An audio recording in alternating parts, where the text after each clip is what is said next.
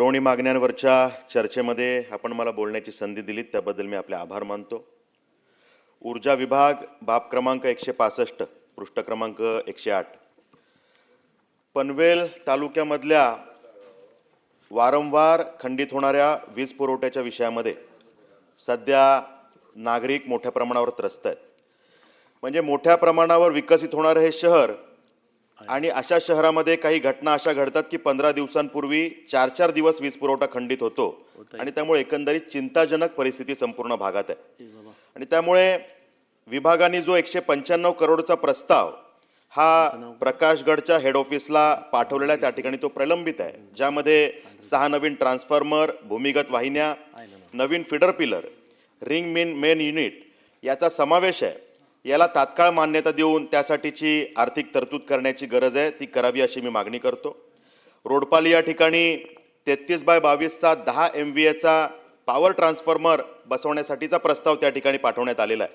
त्यासाठी 13 कोटी रुपयाची आर्थिक तरतूद करण्याची गरज आहे.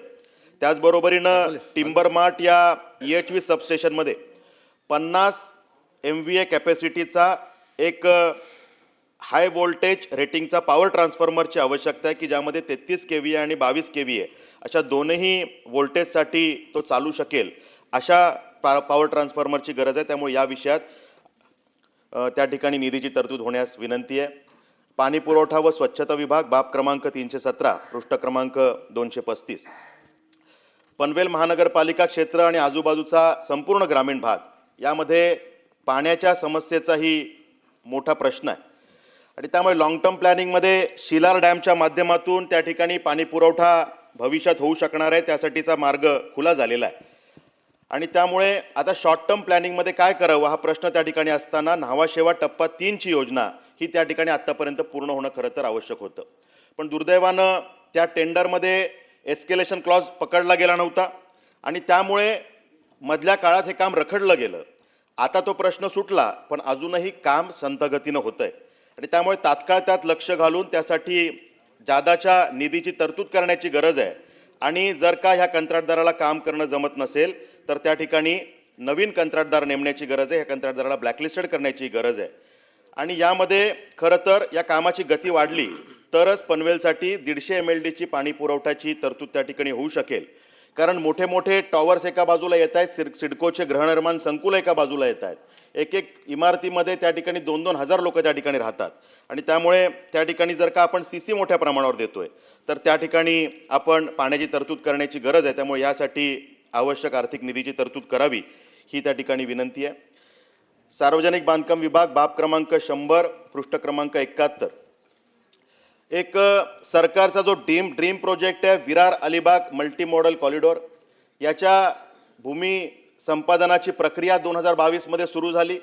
त्यावेळेला अनेक शेतकऱ्यांना त्याचा मोबदला देण्यासाठी सुरुवात झाली, पण मधल्या कालावधीमध्ये ती प्रक्रिया थांबली, तांत्रिक अडचणीमुळे थांबली. आणि आता जेव्हा ही प्रक्रिया सुरू झाली तेव्हा हायकोर्टाच्या जजमेंटचा आधार घेऊन असं सांगितलं जातं की पूर्वी जे पैसे दिले त्यात कपात करून आता पैसे दिले जातील. शेतकऱ्यांना हा विषय मान्य नाही आहे आणि त्यामुळे या विषयाच्या बैठका त्या ठिकाणी सुरू आहेत. सरकार या बाबतीमध्ये पॉझिटिव्ह आहे, पण या विषयात तात्काळ निर्णय घेऊन जेवढे पैसे 2023ला दिले गेले तेवढेच पैसे आत्ताही दिले जावे. आणि त्या सगळ्या जागांमध्ये जी बांधकाम आहेत त्याला पूर्वी बांधकामांनाही कंपन्सेशन दिलं गेलं, आता ते देणं थांबवलंय, ते कंपन्सेशनही दिलं गेलं पाहिजे ही माझी मागणी आहे. आणि त्यामुळे त्यासाठीचा जो काही आर्थिक तरतूद आहे ती आपण या ठिकाणी करावी.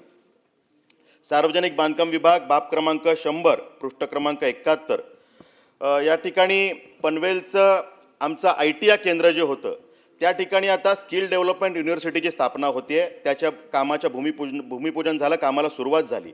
आणि त्यामुळे रतन टाटा महाराष्ट्र राज्य कौशल्य विद्यापीठ आणि महाराष्ट्र भूषण डॉक्टर नानासाहेब धर्माधिकारी शासकीय औद्योगिक प्रशिक्षण संस्था यांच्या संयुक्त संकुलाचं काम त्या ठिकाणी सुरू आहे, ज्यासाठी 289 कोटीची तरतूद निधी मंजूर करण्यात आलेला आहे.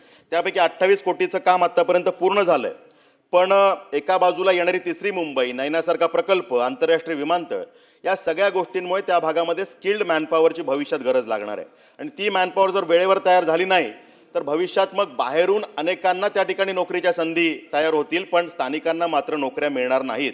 आणि त्यामुळे या स्किल डेव्हलपमेंट युनिव्हर्सिटीचं काम हे न थांबता सुरू राहणं गरजेचं आहे. आणि त्यामुळे यासाठी उर्वरित कामं पूर्ण करण्यासाठी 100 कोटींची निधीची आवश्यकता आहे ती तरतूद करण्यात यावी ही त्या ठिकाणी मागणी आहे.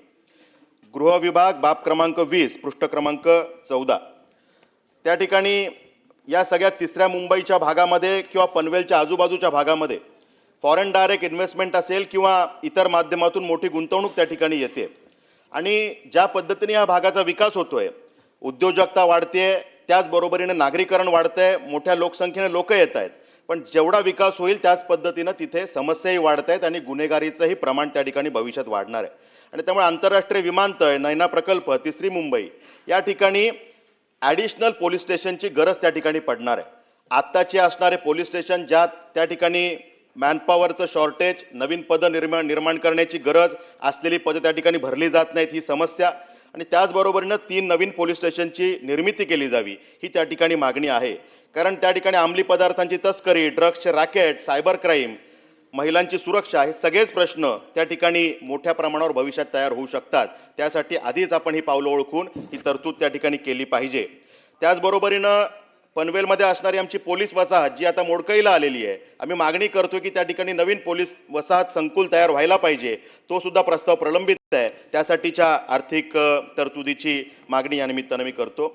सार्वजनिक आरोग्य विभाग बाब क्रमांक 224 पृष्ठ क्रमांक 145 पनवेलला असणारं आमचं उपजिल्हा रुग्णालय की ज्यामध्ये त्याची कॅपॅसिटी 100 खाटांवरून 200 खाटांपर्यंत केली जावी, त्याची श्रेणीवृद्धी व्हावी यासाठी आम्ही पाठपुरावा करतो. यासाठीचा शासन निर्णयसुद्धा झालेला आहे, परंतु त्याची अंमलबजावणी अजून झालेली नाही आहे. त्यामुळे ती तात्काळ करावी आणि आवश्यक निधीची तरतूद करावी.